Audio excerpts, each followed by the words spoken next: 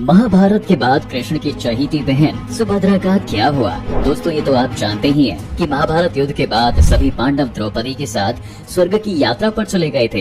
लेकिन सोचने वाली बात है कि महाभारत के बाद अर्जुन की पत्नी और कृष्ण की लाडली बहन सुभद्रा का क्या हुआ। क्या वो भी अपने पति अर्जुन के साथ स्वर्ग की ओर चली गई या फिर कृष्ण जी उसे अपने साथ द्वारिका ले गए थे। आपको बता दें कि महाभारत युद्ध के बाद सुभद्रा न तो अपने पति के साथ स्वर्ग गई और न ही श्री कृष्ण के साथ द्वारिका गई थी। सबके जाने के बाद भी सुभद्रा अपनी बहू उत्तरा के साथ कई सालों तक इंद्रप्रस्थ और हस्तिनापुर में ही रही। यानी कि जब पांडवों ने अपना सारा राजपाट उत्तरा के बेटे परीक्षित को सौंप दिया था, तब सुभद्रा और उत्तरा का हस्तिनापुर और इंद्रप्रस्थ में आना जाना लगा रहता था। मान्यता है कि कई सालों तक वहां रहने के बाद सुभद्रा और उत्तरा ने धुमड़ा पर्वत पे समाधि ले ली थी। इतना ही नहीं, वहाँ माता सुभद्रा का मंदिर भी है और वो उसी काल में ही बनवा दिया गया था। माना जाता है कि उस मंदिर में आज भी माता सुभद्रा की आत्मा वास करती है और माता वहां आने वाले हर भक्त की मनोकामना को पूरी भी करती हैं। बता दें कि माता का ये मंदिर राजस्थान में है। वहीं कुछ प्रचलित कथाओं के अनुसार सुभद्रा और उत्तरा ने परीक्षितगढ़ में गंगा जी के पास जल समाधि ले ली थी। दोस्तों आपके मन में ये सवाल कई बार आया होगा कि जब कृष्ण के बाद उनके माता पिता के कोई संतान हुई ही नहीं, फिर सुभद्रा को उनकी बहन कैसे कहा जाता है। दरअसल श्री कृष्ण के माता पिता वासुदेव और देवकी थे और माता देवकी ने ही श्री कृष्ण को जन्म दिया था। लेकिन वासुदेव की एक पत्नी और भी थी जिनका नाम रोहिणी था। कंस ने रोहिणी को बंदी नहीं बनाया था, जिसकी वजह से वो कारागार के बाहर ही रहती थी और सुभद्रा इन्हीं की संतान थी। यानी कि सुभद्रा वासुदेव और रोहिणी की पुत्री थी, इसलिए वो श्री कृष्ण की सबसे प्यारी और लाडली बहन थी।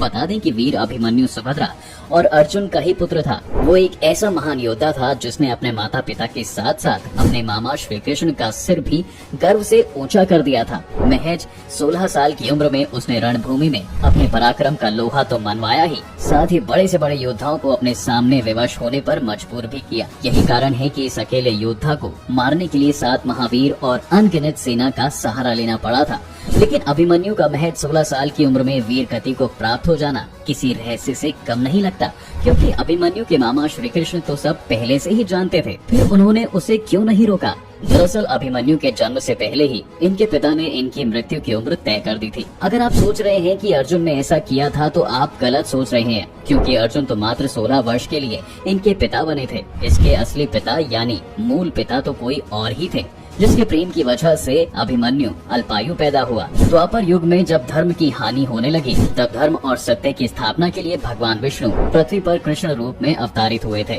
तब ब्रह्मा जी ने कहा अन्य देवताओं को भी पृथ्वी पर श्री कृष्ण की सहायता के लिए जाना होगा। सभी देवता जन्म लेने को तैयार हुए, लेकिन चंद्रमा अपने पुत्र वर्चा को पृथ्वी लोक पर नहीं भेजना चाहते थे। देवताओं के समझाने पर चंद्रमा ने एक शर्त देवताओं के सामने रखी। उन्होंने कहा कि उनका पुत्र पृथ्वी पर कम समय के लिए ही जन्म लेगा और अपनी वीरता का ऐसा प्रदर्शन करेगा कि हर युग में उसके शौर्य की गाथाएं गाई जाएंगी। पिता चंद्रदेव ने अपने पुत्र की आयु महज 16 साल की तय की थी। इसी कारण सुभद्रा के गर्भ में अभिमन्यु चक्रव्यूह में प्रवेश करना तो सीख गए, लेकिन जब चक्रव्यूह से निकलने का रास्ता अर्जुन सुभद्रा को बता रहे थे, तब उनकी आंखें लग गईं और वो सो गए। इसलिए युद्ध भूमि में अभिमन्यु चक्रव्यूह को भेदते हुए अंदर तो चले गए, लेकिन उससे बाहर नहीं आ पाए। चक्रव्यूह के अंदर उसने एक एक करके हजारों महारथियों को अपने बाहुबल और शौर्य का परिचय देते हुए उनको मौत की नींद सुला दी। तब दुर्योधन, कर्ण और द्रोणाचार्य जैसे 7 महारथियों ने मिलकर उस पर वार किया। उन 7 से अभिमन्यु अपनी आखिरी सांस तक लड़ता रहा और वीर गति को प्राप्त हो गया। श्री कृष्ण सब कुछ जानते थे, लेकिन विधि का विधान सफल करने के लिए वो सब कुछ होने दे रहे थे। चंद्रवंशी अभिमन्यु 16 साल की उम्र में पिता चंद्रमा के पास लौट गए। तो दोस्तों आपको ये वीडियो कैसा लगा हमें जरूर बताएं और साथ ही अपने सवाल हमें कमेंट करके पूछना ना भूलें।